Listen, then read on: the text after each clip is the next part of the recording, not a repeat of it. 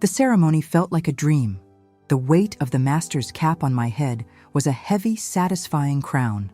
The rolled-up diploma in my hand was more than just paper. It was a testament. 2 years of sleepless nights, of sacrificing weekends, of pouring every ounce of my passion into a field my family dismissed as a hobby. Master of Digital Media and Design. The words echoed in my head. It was real. It was earned. I scanned the crowd, a vibrant sea of cheering families holding bouquets and handmade signs, their joy a brilliant, noisy spectacle.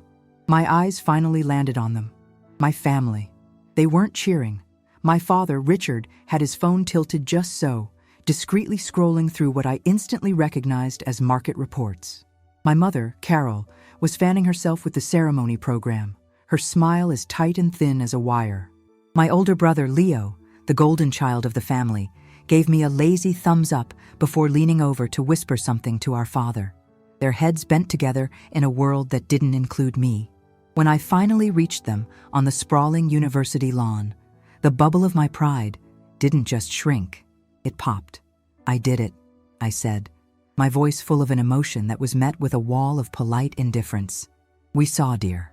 It was very long, my mother replied, already glancing toward the distant parking lot. We really should try to beat the traffic. Your father has an important call with the London office in the morning. My father clapped me on the shoulder once, a perfunctory gesture that felt more like a dismissal than a congratulations. Good work, Elena. A master's degree. Now you can finally put that to use and find a stable position somewhere.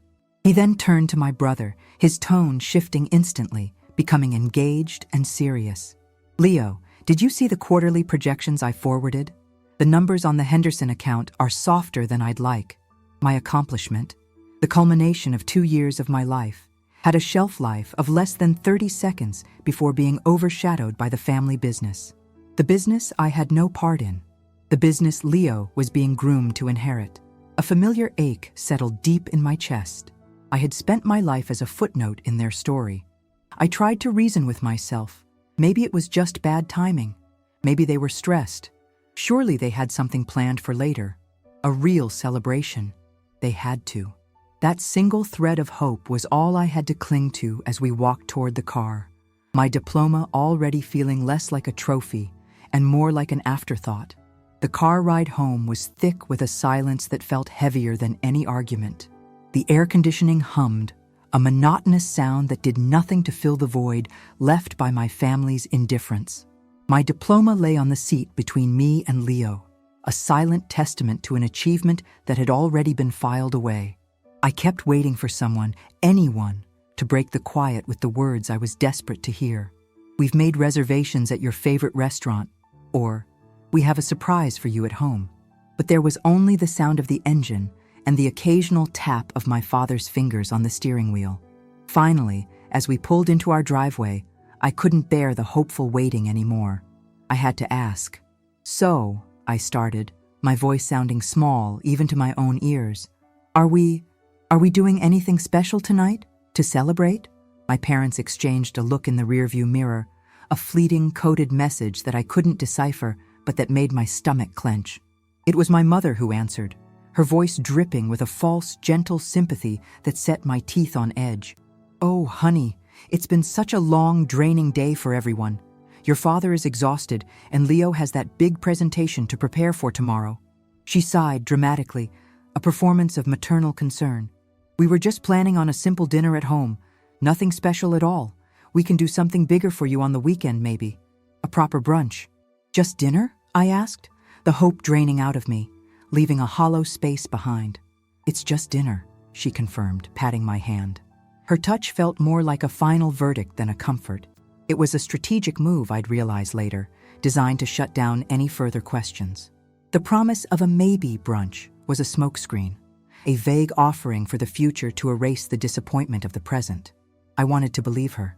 It was so much easier to believe her than to face the cold truth that my milestone simply didn't rank as an event.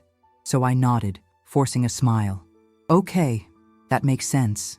I retreated to my old bedroom, the same room that had witnessed years of my quiet striving. I told myself it was fine. I was being too sensitive. A quiet night was probably for the best. I took off my graduation dress and changed into an old sweatshirt, the feeling of accomplishment from the morning now completely gone, replaced by a dull, familiar resignation. They were tired. It was a weeknight. It was just dinner. I repeated the words to myself like a mantra, clinging to them as if they could protect me from the truth I wasn't yet ready to see. I stayed in my room, letting the house settle around me. Downstairs, I could hear the faint, muffled sounds of my family moving about, the low murmur of my father's voice, the clink of silverware, the mundane sounds of just dinner. To distract myself from the lingering sting of disappointment, I did what our generation does best. I opened my phone and started scrolling, letting the endless feed of other people's perfect lives wash over me. It was a mindless, numbing activity, until it wasn't. A new post popped up on my timeline, uploaded just 3 minutes ago. It was from my Aunt Patricia. The photo made my breath catch in my throat. It was our formal dining room, a room reserved for Christmas and major holidays, and it was filled with people. My aunts, uncles, cousins, all of them. They were dressed in elegant evening wear, raising champagne flutes in a toast. In the center of the photo stood my parents and Leo, beaming. And behind them, hanging over the mantelpiece, was a professionally printed banner. My eyes struggled to focus on the gold script. It read, "Congratulations, Elena, the future is bright." My world tilted on its axis. My heart hammered against my ribs, a frantic, trapped bird. I zoomed in on the photo, my fingers shaking. My mother was wearing the pearl necklace she reserved only for the most special occasions. The table was laden with food from the upscale catering service she loved. This wasn't a simple meal. This was an event. This was my graduation party, the one I was told wasn't happening, the one I was currently missing, sitting upstairs in my faded college sweatshirt and worn-out leggings. The caption beneath the photo was a final, brutal twist of the knife. "So proud to celebrate our brilliant Elena's master's degree tonight. The whole family is here to cheer her on." The sounds from downstairs suddenly sharpened, coming into agonizingly clear focus. The muffled murmurs became peals of laughter. The clinking of silverware became the chime of crystal glasses in a toast. They were celebrating me, without me. They were using my name, my achievement, as the theme for a party they had deliberately, coldly, lied to keep me from attending. I scrolled numbly through the comments from friends and distant relatives. "Tell Elena we're so proud," one read. "Where is the brilliant graduate? We need a picture," another asked. My stomach churned with a sick mixture of humiliation and profound confusion. They were all there for me, but I wasn't there. Why? Why go to all this trouble to celebrate my success, only to make absolutely sure I wasn't present for it? The question burned in my mind, a riddle wrapped in the deepest betrayal I had ever known. Frozen in my room, I couldn't look away from my phone. My thumb swiped reflexively, refreshing the page as if a different reality might load. And then, a new post appeared from my aunt. This time, it was a video. It was live. The title read, "The Big Toast." My heart plunged. With a trembling finger, I pressed play. The video was shaky, but the scene it captured was painfully clear. My father stood at the head of the dining table, tapping his champagne flute with a spoon. The room fell into an expectant hush. He was beaming, a broad, genuine smile of pride that I hadn't seen directed at me all day. "Thank you all for being here," he began, his voice booming with a warmth that felt like a performance. "We're all gathered tonight under the banner of celebrating my daughter, Elena, and her wonderful achievement, a master's degree." He raised his glass in my general direction, or rather, in the direction of the empty space where I should have been. "We are, of course, very proud." A foolish flicker of hope ignited in my chest, only to be instantly, brutally extinguished by his next words. "And as we celebrate new academic beginnings," he continued, his smile widening, "it's also the perfect moment to celebrate the brilliant future of the Wilson legacy, the future of our family business." He turned and placed a heavy, meaningful hand on Leo's shoulder.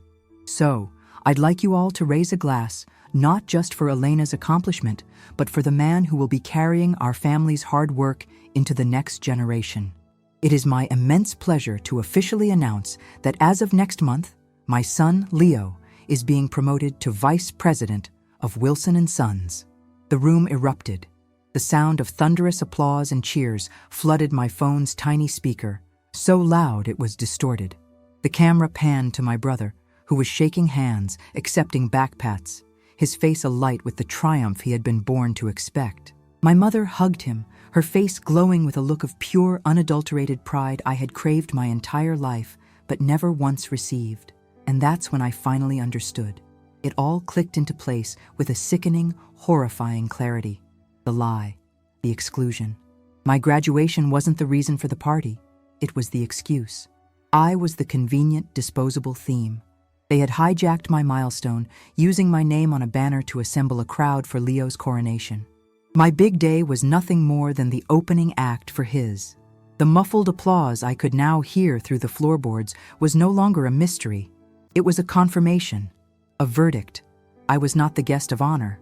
I was the ghost at a feast held in my name, for someone else. I didn't storm downstairs. I didn't scream or throw things or demand an explanation. I just sat on the floor of my room, listening to the party die down, the sound of car doors slamming, the final cheerful goodbyes fading into the night. The hurt was a white-hot fire in my chest, but on the surface, something else was happening. A layer of ice was forming over the flames, a cold, quiet clarity. They had expected tears. They had probably prepared for a dramatic confrontation. I decided, in that moment, to give them absolutely nothing. The next morning, I walked into the kitchen to a scene of nervous anticipation. My mother was arranging pastries on a plate with far too much concentration. My father was hiding behind the business section of the newspaper. Leo was staring into a coffee mug as if it held the secrets to the universe. They were all braced for the storm. "Good morning," I said, my voice perfectly even. My mother jumped slightly. "Elena, you're up. Did you sleep well?" It was a test, a baited question meant to unlock the floodgates of my anger. "Perfectly, thank you," I lied, pouring myself a coffee. The calm in my own voice surprised me. My father lowered his paper, clearing his throat. "Listen, about last night," he began, already launching into the justification I knew was coming. "We had always planned to celebrate you, and the timing with Leo's promotion just coincided." "I understand," I said, taking a sip of coffee. I turned to my brother. "Congratulations on the promotion, Leo. Vice President is a big deal." There was no sarcasm in my tone. There was no warmth either. There was nothing. It was a statement of fact, and my complete lack of emotion seemed to unnerve them more than any accusation ever could have. And so began my silence. For the next few weeks, I became a polite ghost in my own home. I answered when spoken to. I passed the salt at dinner. I said good morning and good night, but I offered nothing of myself. I didn't ask about their day. I didn't talk about my job search. I didn't react to their passive-aggressive comments. I simply existed, a placid, unreadable surface. They didn't know what to do with me. At first, it was relief. They dodged a bullet. But then, confusion set in, followed by irritation. My silence was a void they couldn't fill, a mirror reflecting their own actions back at them. "If you're going to sulk, Elena, I wish you'd just get it over with," my mother said one evening, exasperated. "This silent treatment is so childish." I just looked at her calmly. "I'm not giving you the silent treatment. I just don't have anything to say." And that was the truth. The words I used to have for them, the pleas for attention, the requests for approval, the desperate desire to be seen, had all burned away in the fire of that night. They thought I was sulking. They thought I was punishing them. They had no idea that my silence wasn't an act. It was an ending. It was the sound of me quietly, finally, walking away from a conversation I had been having with them my entire life.